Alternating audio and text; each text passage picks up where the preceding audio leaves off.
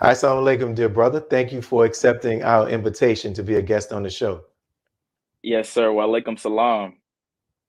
And we appreciate it. So let's get right to the work, man. One of the things that captured my attention about you, my brother, was your gaze. I saw you on posts, and I reached out to brother Abdul Kiyan, like, man, what is this young brother's name, man? And just the look that you had, and it just was like, yo, our future in the Nation of Islam is good if we continue to keep producing young brothers and sisters like this. So my first All question praise due to Allah. to you is, you know, how is it? How has that experience been to have the opportunity to work as a part of the security detail for the Honorable Minister Louis Farrakhan? Well, first and foremost, Brother Willie, in the name of Allah, the Beneficent, the Merciful, I bear witness there is no God but Allah, and I bear witness that Muhammad is his messenger. I want to first start off by thanking you, Brother Willie, for thinking of your little brother enough to think of me to have on your great show. I mean, you've had so many amazing people on this show, and to think of your little brother to be a part of this great show, I mean, it's truly an honor and a privilege, and I want to say thank you to you. To answer your question, I mean, it's surreal, because knowing who the Honorable Minister Louis Farrakhan is and how important he is, to be able to give your life or be willing to give your life to secure a man like that, I mean, it's a great honor and a great privilege. And I never took it for granted. Being around the Honorable Minister Louis Farrakhan, I've been blessed to travel with him, around the country. Wherever he went, I tried my best to be there. If I didn't have some money, I tried to get some money. If I didn't have some money, I tried to borrow from my dad, or my pops to look out for me. He may buy me a plane ticket, and I'll be rooming with some brothers. But it didn't matter where the minister was, I tried my best to be there. So to answer your question, man, it's wonderful, man, to be able to be willing to give your life for the man who has given his life for us. There's no greater honor and no greater joy than to be able to do that.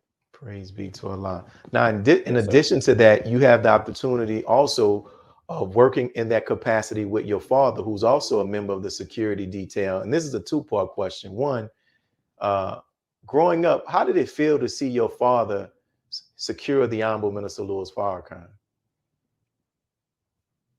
Um, growing up, it was difficult for me Hmm. because I never understood the importance of what my dad was doing.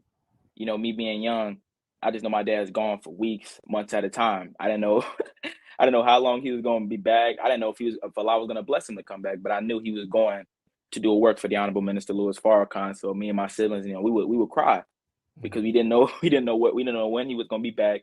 We just knew dad was gone, and at a certain amount of time, the more and more he left, and the more and more he was doing that work, me and my siblings began to become numb to him being gone. And Mm. so as I grew up and I started to become registered, I started to understand how important what he does and how important it really is. And so now, me being in the position that I am now and having the knowledge that I have of who the minister is and the importance of who he is, I mean, as a son, I'm so proud of my dad, and I'm so honored to be his son, because this is a man who has traveled with the Honorable Minister Louis Farrakhan since he was about, believe 19 years old. Mm. 19 years old, around that. So around my age. So to be with the Honorable Minister Louis Farrakhan for this long and traveled all around the world, I mean, it's crazy for me to think about, you know, and the things that the minister has said about my father, and it's a blessing to be in that proximity to the minister because of my father. Mm. And so I don't take it for granted. Yes, sir. Since we're talking about your father, what are some of the valuable lessons that your father has taught you? Man, that's a long list. But my father oftentimes, like, he's my biggest critic, but he's also my biggest fan.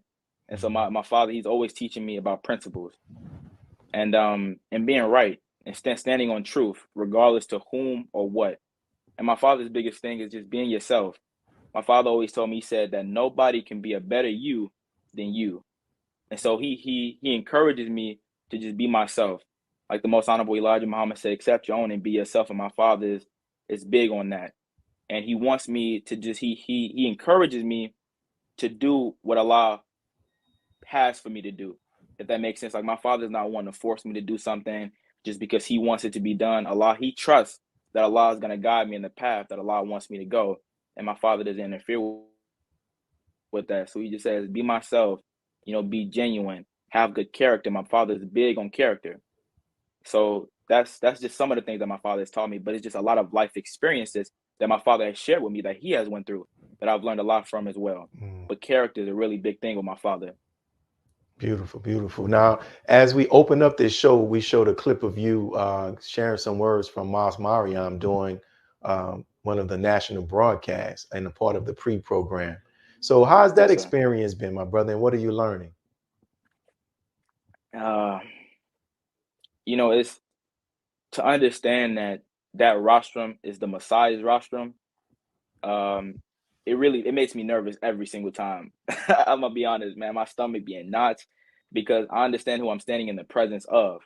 And so I try not to get caught up in the fact that the Honorable Minister Louis Farrakhan, he watches the Sunday lectures every single Sunday without fail. And so I try not to keep that in my mind, but that's the reality. And so when you're talking to the people of God, as you know, because you're a student minister, but that's the Messiah's rostrum. And so every word has to be precise. And I'm learning so much about myself, and it makes me want to serve that much more, because I understand that our people are in a terrible condition.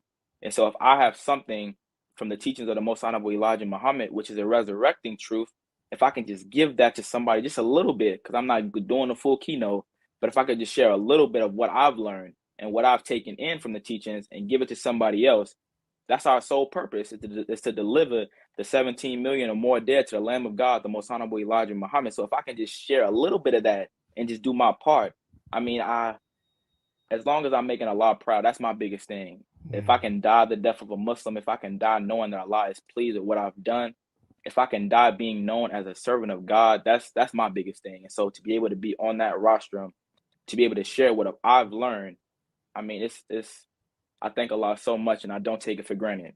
I don't take it for granted. And do you have aspirations to one day be a student minister over a mosque or over a city? Um, to answer that question, then I want to jump ahead of the interview, but the Honorable Minister Louis Farrakhan, he's given me my assignment already. Mm. So to answer that question, yes. Praise be to Allah. Okay, well, we can't wait to we get to that part of the interview where you share some more of that. So we're Yes, sir. okay. I thought we got we got a couple of more minutes before we get into that. So you mentioned about Yes, sir. you talked about how you're learning so much from being a part of that ministry class. What are some of the additional other things that you've learned about yourself as you have been preparing to speak when you're given opportunity to? I'm learning the importance of character, Mm.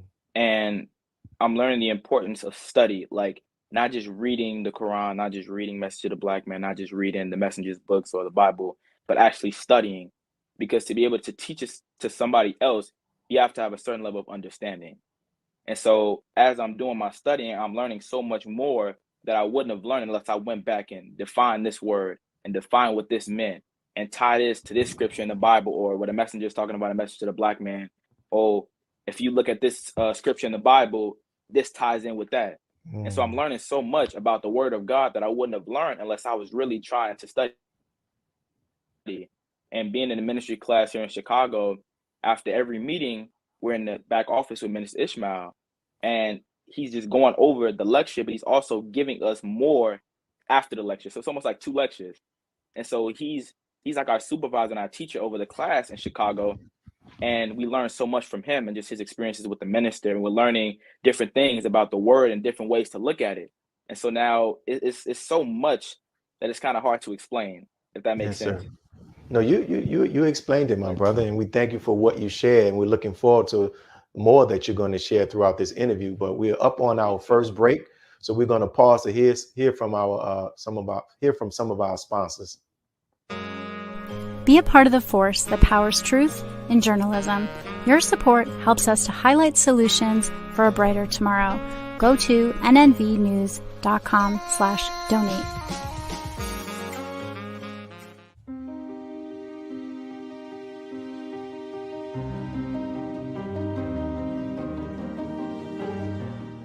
Now you can get the same uncompromising truth you've come to expect from the Final Call newspaper on all your connected devices. Subscribe to the Final Call Digital Edition today. Go to subscribe.finalcalldigital.com.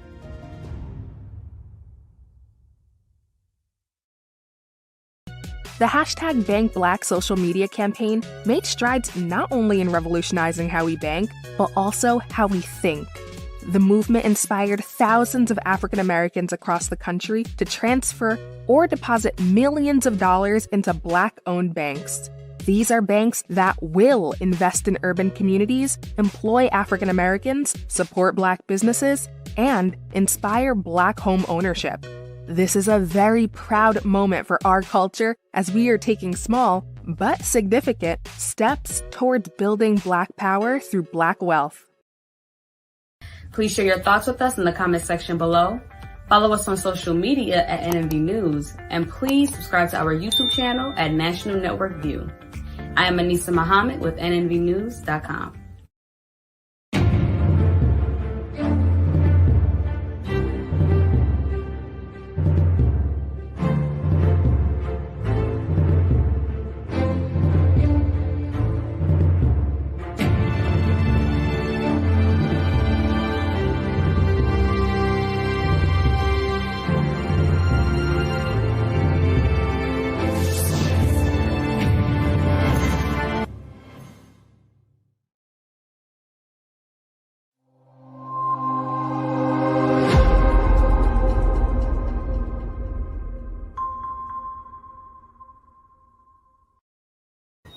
We're back, and we're back with our guest, our brother Jair Muhammad, and he shared something about how it feels to be a part of the student ministry and to work with his father as part of the security team for the Honorable Minister Louis Farrakhan.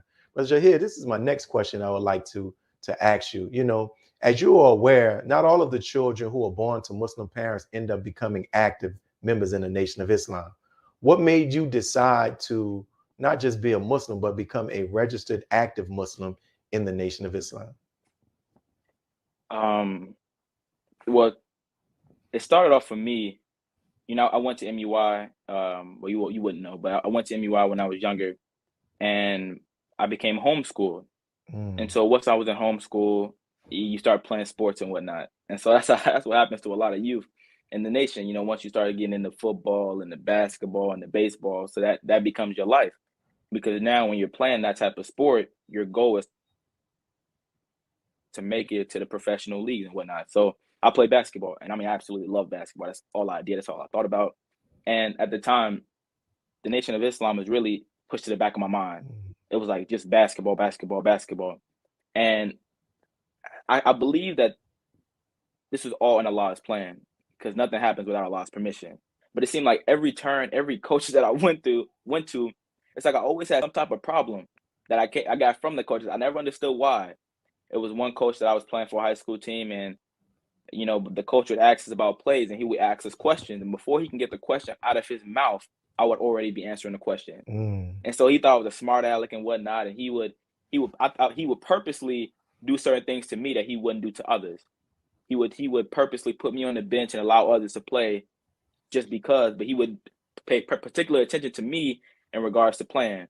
And so it was always something, and I never understood why. And so that kind of killed my love for basketball, because like, dang, everywhere I turn, it's always something. And so what ended up happening was, once I stopped playing basketball, I began maybe 15, 16. I went to the mosque with my dad. It was a Sunday. My father, he always went to the mosque, but I just happened to go with him this day. And I was sitting there, Minister Ishmael was teaching, and I was so locked in. And I know most of my peers in the nation, when you were younger, when you go to the mosque with your parents, it's like you're not really listening. You're there because your parents made you go. So you'd rather be on your phone or your tablet or whatnot. But I was actually in, and I was locked in, and I was receiving everything he was saying. And it was pretty much the first time while I really was understanding what was being said, and it really touched me differently then. And from that moment, when I went to the mosque with my father, it was like the rest was history. And it's like I was trying to go with my dad every Sunday. I was trying to go to processing class. I was trying to get registered. I mean, everything. And so I was blessed to become a registered member of the Nation of Islam the day I turned 16. Praise be to Allah. The day I turned 16. Wow. Yeah. And What advice would you give to other youth who may be stuck in the valley of decision regarding becoming a registered Muslim? I mean, we're living, as you know, Brother Willie, we're living in a very dark hour where we got to make a choice, whether we're going to side with God or we're going to side with Satan. Mm. And so I believe that that's a very important choice that we have to make. And that's a choice that has to be made. And in a way that the most honorable Elijah Muhammad, where he wasn't tiptoeing around the truth, he said, follow me and live, reject me and die. And so we're living in that day where we have to make a decision where we're going to follow the most honorable Elijah Muhammad and what he teaches us, or we're not. And I think to my youth, man, it's already in our nature to submit to Allah. But most of us, we are either inclined or we kind of got to pull from the world. And that's the grip of Satan that he has on all of us. And so there are certain things that keep us wanting to do other than what we know is right. And it's something that wants to keep us away from the teachings of the most honorable Elijah Muhammad when we know that that's what we're supposed to be. And so I think we just have to take that step in the right direction. And Brother Abdul said it today in his lecture. He said that when Malcolm X was in prison, he said that he had a letter from the most honorable Elijah Muhammad. And it said that, brother, if you take one step towards Allah, he will take 2 steps towards you. And so I would say that to the brothers and sisters that are youth that don't really want to take that step and becoming a member of the Nation of Islam or just coming onto your own, but just take 1 step towards Allah and watch Allah take 2 steps towards you. And the more and more you start going towards what's in your nature, the more natural it will come. And I believe that it will happen for you all the way that it happened for me, where I just fell in love just like that, and the rest was history. And like I said earlier in the interview, my father, he never was the one to force me. Like my father knew he knew I was playing sports, and he knew that was my passion. And my father knew that. He told me this. He said at the proper time, he knew that the circumstances would happen to where I would come back. He didn't know how. He didn't know how Allah was going to do it, but he had so much faith in Allah that he didn't have to push it. I don't even think he suggested to me to become registered to come to the mosque. But the way that Allah orchestrated everything, it just happened to happen that way. And so I thank Allah so much for my father and skillfully doing that, because, you know, because many times, and I've spoken to other youth and my peers in the nation, where it feels like their parents are forcing them. And it's like when you're forcing somebody to do something, it kind of stops you from wanting to do it. And now we're taught, you know, to make all men and boys join the FOI. Yeah, that's true. But it's a way that you make them do it without forcing them. And so I believe the parents just have to skillfully do it as my father did it, by just putting certain people in their lives. My father introduced me to this brother. I'm thinking about this. My dad, man, he be on it, man. He introduced me to this brother. His name is Brother Saad. And Brother Saad, he's from North Carolina. He was heavy in the nation. And he was just like, man, just talk to my son real quick. You know, me and Brother Saad got on the phone. And me and Brother Saad, we just started talking all the time, talking about the teachings. And so me talking to this brother also made me want to study even more. And so now I have a connection with somebody that's in the nation that wants me, that allows me or gives me the desire to want to grow that connection with that brother. And me and Brother Saad have been like this, but he's also one of the reasons that I became a member of the Nation of Islam. He was inspiring to me, seeing a young brother like that who looked up to my father. I'm like, dang, my father he is pretty cool. You know what I'm saying? So I wanted to be a part of something like that. I wanted to be a part of that brotherhood, and my dad did it in a way where I believe Allah used him to bring me back onto my own, which I would like to say to the rest of my peers. I believe that if you take 1 step towards Allah, it would just be like rolling down a mountain. It'd be effortless. And what advice would you give to parents who have children who have not registered yet? I'll say don't force them. Like don't beat it. The most honorable Elijah Muhammad said, if you give someone the teachings all at once, they'll deny it all at once. And so just even if you just spoon feed them some of the teachings, or like my father did, he put certain people in my life that will gradually draw myself towards the Nation of Islam. And it's almost like how when you're driving a ship, right? And you're trying to turn its course, it's not going to make a complete 180 instantly, but it's going to gradually turn and ultimately go back in the direction that you wanted to. The same way that we have to be with our children. You have to gently guide them to the place that you want them to go. So yeah, you're going to make them join, but you're going to do it in a way that's skillful. We don't believe that you're forcing them, but you're supporting them and you're gently guiding them as a parent. So I would just say, just be a good example, be the clean glass, and just be be active in their lives. And the more and more you do that, the easier it'll become for them to accept their own. Because like, man, my father, my pops, my mom, man, they really pushing this. Let me just see what it's about. Man, my mom, she's really successful in what it is she's doing, because when you accept the teachings of the Most Honorable Elijah Muhammad, you get what we were promised by the Savior: money, friendships, and all walks of life, good homes, all of that, luxury, all of that. But that comes when you truly submit yourself to do the will of Allah. So as a parent, man, just being that good example, being someone that your child can be proud to look up to, like, man, that's my dad, man, that's my mom. Look at the recognition that they're getting from other people, from just accepting their own and being themselves, which is a righteous Muslim. So I would say just be that good example. It's good, man. It's good. And how I know just what would you say, just the assessment of the young brothers and sisters in the ranks today? Are you seeing them having a desire and an aspiration to pick up the mantle and continue to work? I would say absolutely. I would say it's our time now. Like he said that we're the Joshua generation. And so we're a fearless generation. I know that in the nation, you can even see that this past Savior's Day, how big of a job the youth did in putting on certain workshops and certain things like that. And so I believe that we're truly falling in love with the teachings of the Most Honorable Elijah Muhammad. And that feels good to me, because when people see me, they're like, man, when I look at you, I know that our nation is secure. But it's not just me, and it's so many other youth that are doing so many great things in our nation, and it's beautiful. And so I truly believe that we're coming into our own, and it's our time, because like Joshua did in the Bible, he went to go take the land that was promised to them from the giants, but it was Joshua who did that. And so we have to be fearless, and I believe that we are in this time. So yes, sir, absolutely.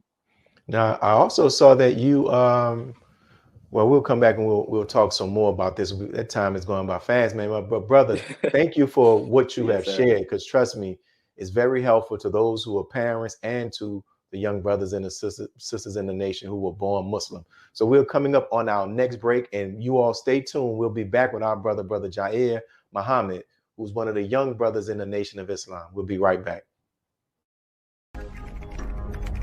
Be a part of the force that powers truth in journalism. Your support helps to combat false media. Cash App, NNV News. AsiaticMinds.com. Online education, helping our children to discover their God-given skills, gifts, talents, and passion that will allow them to see their greatness, as well as the greatness of our people. And upon discovering that greatness, infusing them with the desire to use it for the betterment of themselves, their families, our people, and the world. 2022 through 23 enrollment waiting list open now. Visit AsiaticMinds.com.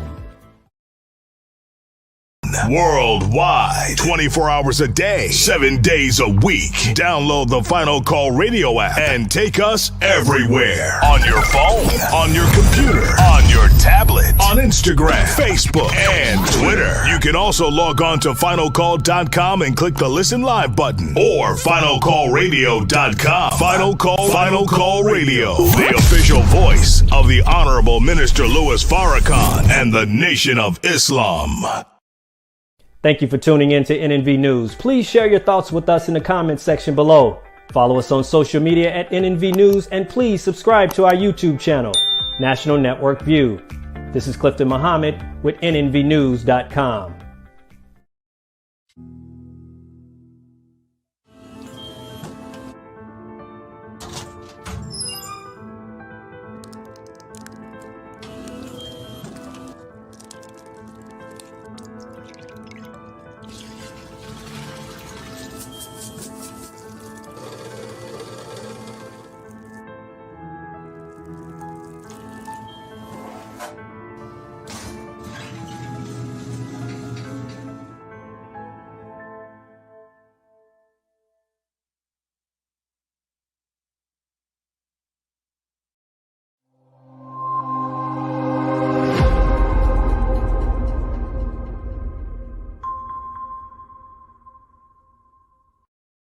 And we're back to continuing this interview with our brother Jair Muhammad.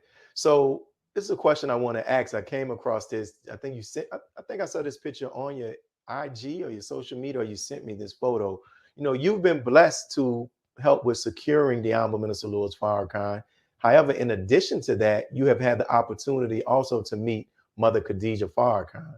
And here's a picture of you with her. Can you share with some of us, can you share with us some of your fondest memories with her and even the context of this picture?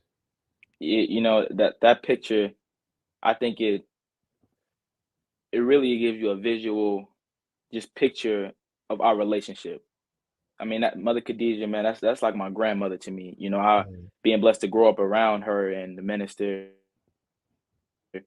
that's always been the relationship that me and her had. You know, she's always giving me guidance and she always cracking jokes. And that picture, that picture wasn't planned. That's not something where I was like, okay, I'm gonna kiss her on the cheek and I want you to capture this picture. That was just in that moment.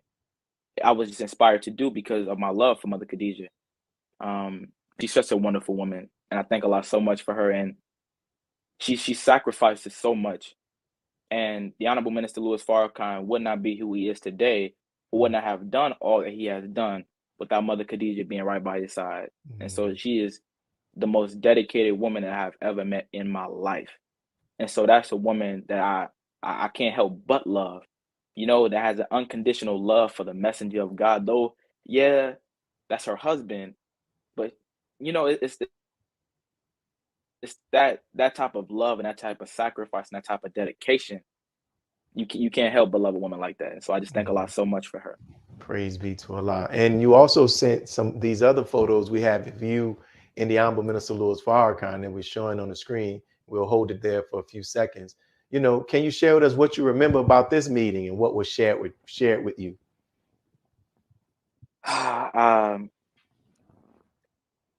You know, it's a lot of, I mean, it's so many memories that I have with the minister and conversations. And so it's sometimes hard to just pinpoint certain moments like that and what was said. Because like I said, I've traveled, you know, around with the minister and, you know, we've been in different hotel rooms and different times like that. So it's hard to remember exactly what was said in that. But I just remember him saying, I love you so much.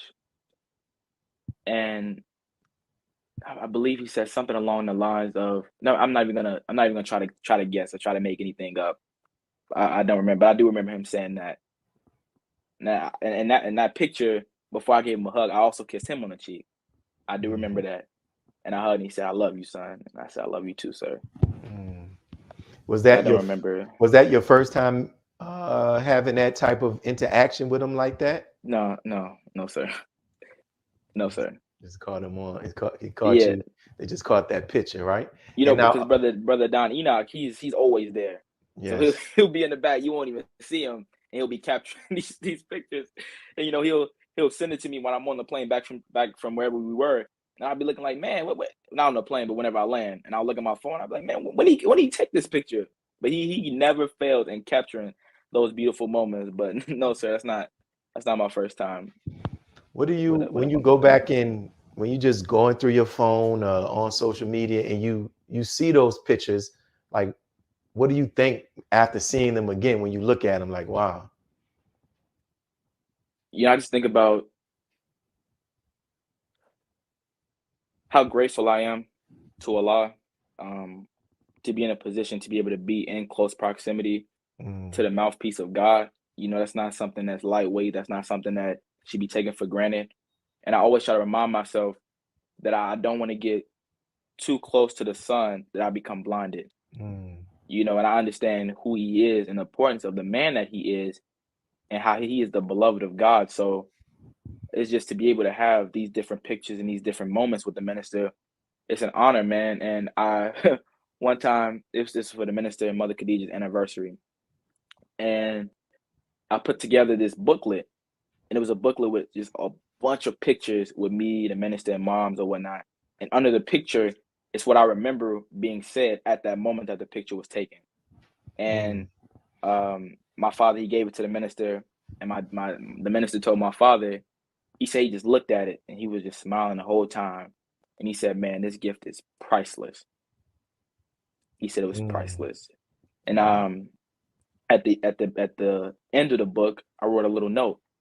And I said, brother minister, correct me if I'm wrong, but I pray to Allah every night that I can become one of the 10 Farrakhans that the Most Honorable Elijah Muhammad said if he had 10 like Farrakhan, he could take the country or take the nation. And I said, correct me if I'm wrong. I said, because you don't have any equal. I said, but if I can become like you to help carry this burden that you have been carrying for so long, I want to become that. And the minister saw me and he said, son, he said, the gift was so beautiful. He said, but the note was that much better.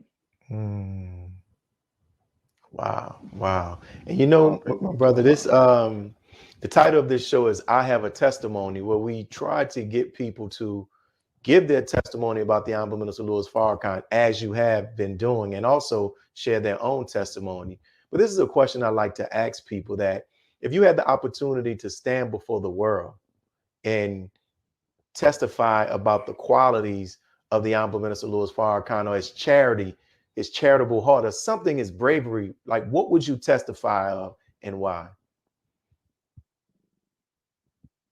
I would say, man, the minister, the way that the enemy has painted the picture of the minister to the world, he put all these titles on the minister, and through people looking at these titles, we look at the white man or whatever he says, and we just take it as face value. We don't question it at all, and we take it as the truth.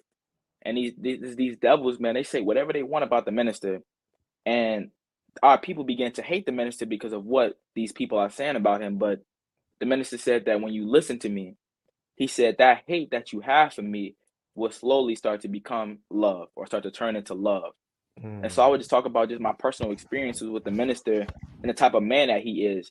The same person that you see on that rostrum, the same love, that same dedication, that same spirit that you see when the minister speaks to us, and that love radiating from him. Just that genuine character is not a facade of something that he puts on to make himself appear something that he's not. That is who he really is at his core. And so when you see him, when he may be in his bedroom, or he may be sitting down having a cup of tea, or he may be talking to some of his guests, he's the same way all the time. And just to be able to allow people to know that this man is a man who has sacrificed his life for people who have been destroyed. I mean, this is the man who has sacrificed everything, his family, his money, like all of that. And it's just like, how could a man like that be hated? A man that he gives his life for us on a day-to-day basis for over 6 decades. Brother Willie, come on. How can you not have a love for that man who has loved you when you didn't even know how to love yourself? And so just being able to give that type of testimony about that man, and just in defense of him, because certain stuff the minister should have to defend himself on. He said, do you think that the Nation of Islam is only Louis Farrakhan? Emphatically not. He said, we have stars here. So we that know the truth, we who know the man at his core, should be able to defend what they're saying about him just like that. Beautiful. So, go ahead. Go ahead. No, go ahead. Bring that out. No, I'm sorry, man. I'm just no. Listen, I get that's so passionate. That's what we want to bring out. How would you say in regards to how the Honorable Minister Louis Farrakhan relates to the youth in and outside the nation? I mean, his love for the youth is unparalleled. I mean, because he knows that we're the generation that's going to take this thing further. And so he wants to deposit so much into us, but we just have to be willing to accept it. I mean, the minister, he's all about the youth. He's all about teaching the youth, training the youth, teaching us how to become leaders, how to lead our people. He's in that business of developing human beings.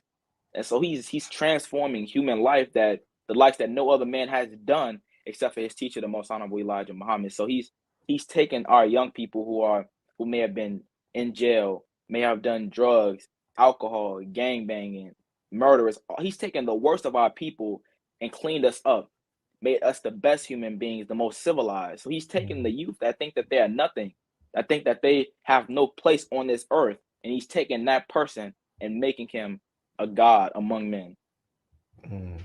Ye all God's children of the Most High God, and he's teaching us that within us is that God, and he's helping us to bring it out. Wow. And in regards to, you talked about the impact that your father has on you, but also from looking at your pictures, I know that your mother has a great impact on you as well. So, yes, sir. Can you share some things that you've learned from your mother and her impact on your life? Brother Willie, I could probably write a book on all the things that I've learned from my mother. Look, she's such a beautiful woman, man.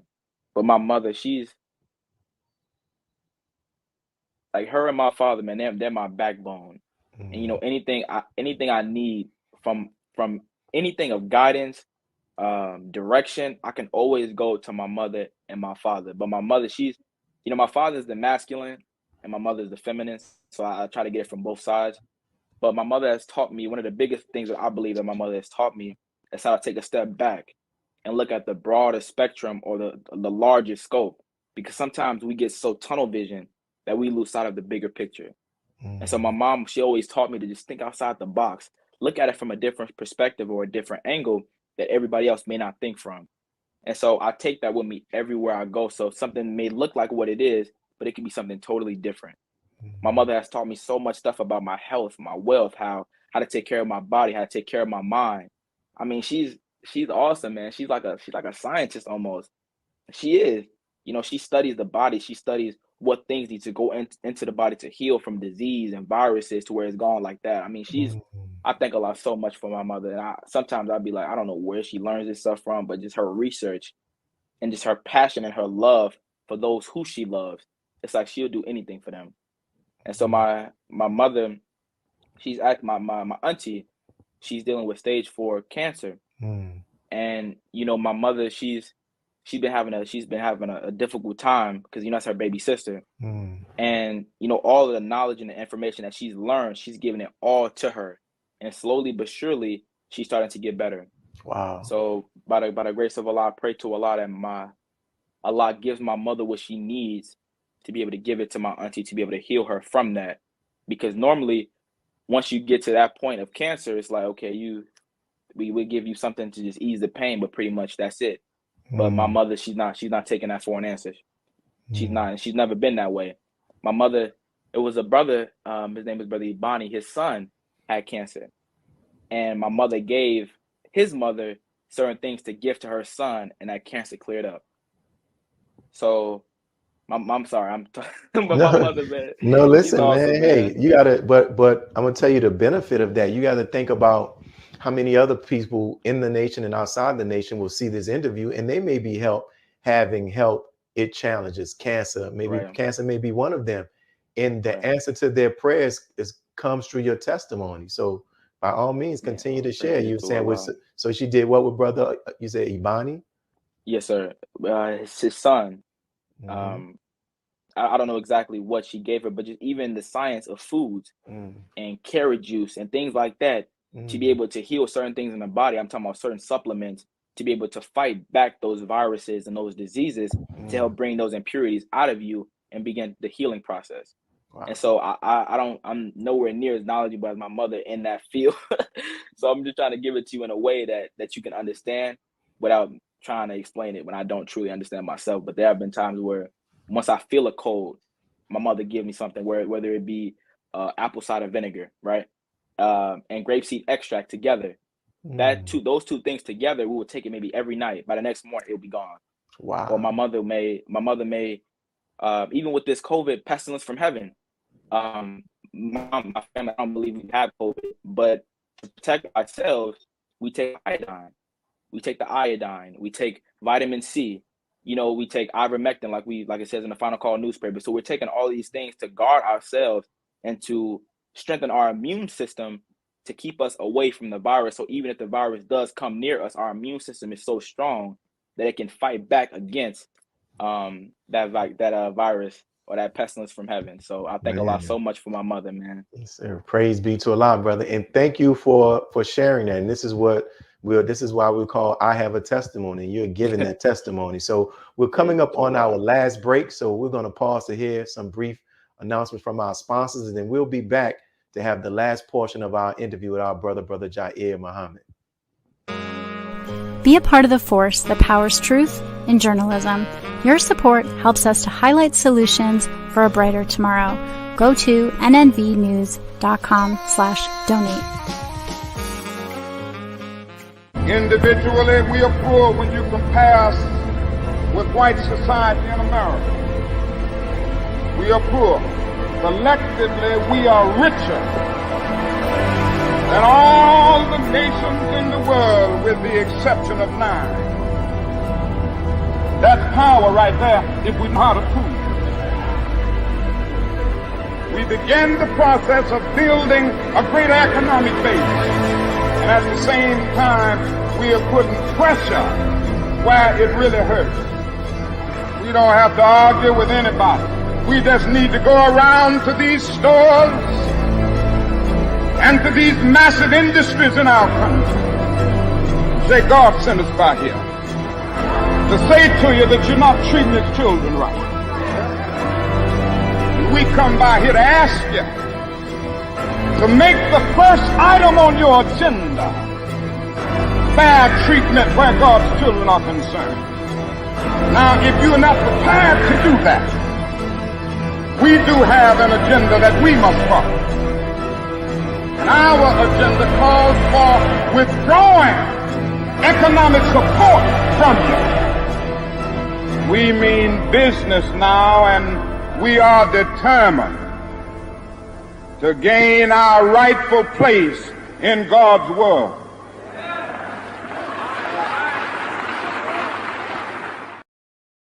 AsiaticMinds.com. Online education, helping our children to discover their God-given skills, gifts, talents, and passion that will allow them to see their greatness, as well as the greatness of our people.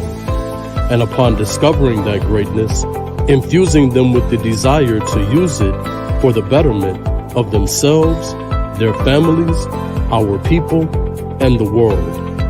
2022 through 23 enrollment waiting list open now. Visit AsiaticMinds.com. Please share your thoughts with us in the comment section below. Follow us on social media at NNV News, and please subscribe to our YouTube channel at National Network View. I am Willie Muhammad with NNVnews.com.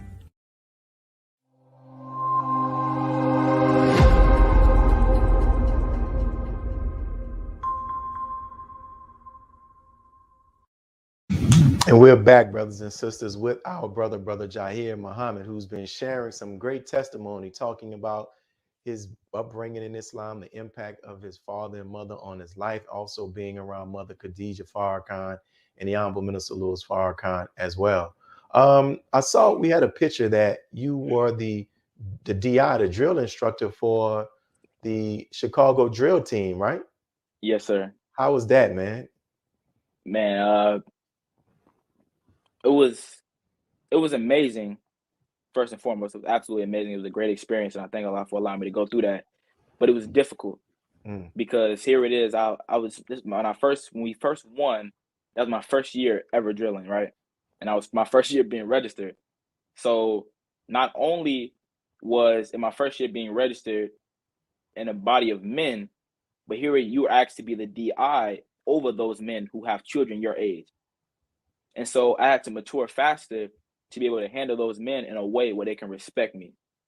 And so it took time. It took a lot of bumping heads, but by the grace of Allah, the end result was 2 back-to-back championships. So all praise is due to Allah. It was a wonderful experience, and I thank Allah for allowing me to go through that. It was intense, coming up with being creative to come up with those different drill routines that would be both militant and not flashy, but entertaining, because we're displaying military drill in a way that's entertaining. It's a drill competition. You want to see who's the sharpest, the most crisp, but also the most creative, and the way that you're doing your the assessment of the men and the way you all are set up and the salute series that you're doing and all of those different things. And so just coming up with those type of things was a lot, man, but it was awesome. It was a great experience. And you talked about some of the difficulties that you faced doing that in that pursuit, where it paid off. You all were back-to-back champions. Yes, sir. As the Honorable Minister Louis Farrakhan teaches, how anything of value has a difficulty factor attached to it.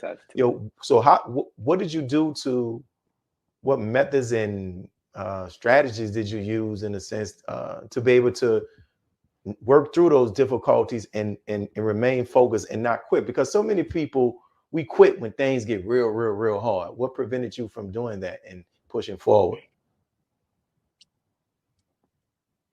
because I know it's bigger than myself. Mhm. I would say that that's probably the biggest thing, because this thing is going to happen with or without any one of us, and not making things personal, though it was difficult. And I knew that at the time that everything of value has a difficulty factor attached to it. So I knew that in this, Allah was preparing me for something. I didn't know why I was at 16 being put over men. I don't know why I had to be the drill instructor, the one that was giving the commands to the men. I don't know why Allah put certain brothers in there that would give me a certain level of difficulty and a certain level of opposition. I don't know why. But in that moment, I knew that Allah was preparing me for something later on down the line that I can't even see yet, nor do I understand. But having faith and knowing that it's something in me that Allah is trying to bring out of me. And so that was the biggest thing, and just progressing as a human being, because if you quit, you will never progress. And so we got to go through these things to be able to make it to the other side, to receive what Allah has for us. Like, our ways are not your ways. My thoughts are not your thoughts. Mine are from above while yours are from beneath. So yeah, we may see it like, man, why are we going through this? Allah's like, once you get past this, then you'll reach paradise. Wow. Then you reach a level of enlightenment and a level of growth that you would not have gotten to unless I put you through that trial. And so that was my biggest thing, knowing that, okay, on the other side, Allah has something prepared for me. Wow. And that's a beautiful lesson to know that, man, because it's a lesson that I wish I would have learned early on in life, that difficulty is really an indication that you're on the right path. And if we stay on it and not give up, we're going to come out stronger and more advanced and learning more about the God within ourselves by the mere fact that we faced that particular difficulty, you know? Man, yes, sir. And just being around the minister, man, the way he handles difficulty, you rarely hear the minister complain. You rarely hear the minister like just, the minister does not speak idle words. I can say that. Everything the minister says has value attached to it. And his faith in Almighty God Allah is so strong. It's likened unto the most honorable Elijah Muhammad when he said if he had 10,000 outside of his house, he said his faith in Allah is so strong that he can grab 2 lions by the side and drag them down the street. You know how big 2 lions are, how heavy they are, but to have enough faith in God that he can drag them down the street. Oof. That's the type of faith that the Honorable Minister Louis Farrakhan has. And when I just been around him and just see how he handles situations, he handles difficulty. It's almost like his faith in Allah is so strong that whatever Allah puts him through, he knows that Allah is going to get him through to the other side.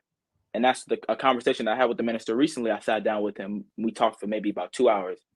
And the minister was talking about how he does not know how Allah is going to arrange his departure. He doesn't know how it's going to happen. He doesn't know what Allah is going to allow him to go through. He doesn't know what the enemy is going to do. But he said that his faith in Allah is so strong. He said no matter what happens, he knows that he's in the hands of Allah. He says, as I'm sitting with you right now, he said, I'm in Allah's hands.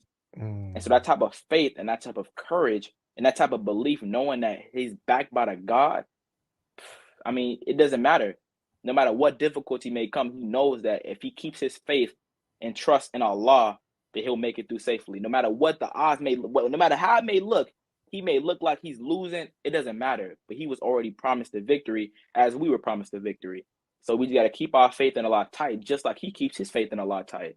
Because the minister, he's just a perfect example of what the teachings of the most honorable Elijah Muhammad can do for each and every one of us. If we submit our will to do the will of Allah and have faith in Allah, there's nothing that we can't get through. And the minister is a perfect example of that. Yo, man, and that's the beauty of it, brother. And you take that spirit and that testimony that you gave just now and all throughout the actual interview, and include that in when you're teaching, brother. That's what it is. That is helping to bring the 40-50 million to the Lamb of God, where they get the opportunity to really, really know him. So we're coming up on the closing parts of this interview, which I thoroughly enjoyed, my brother.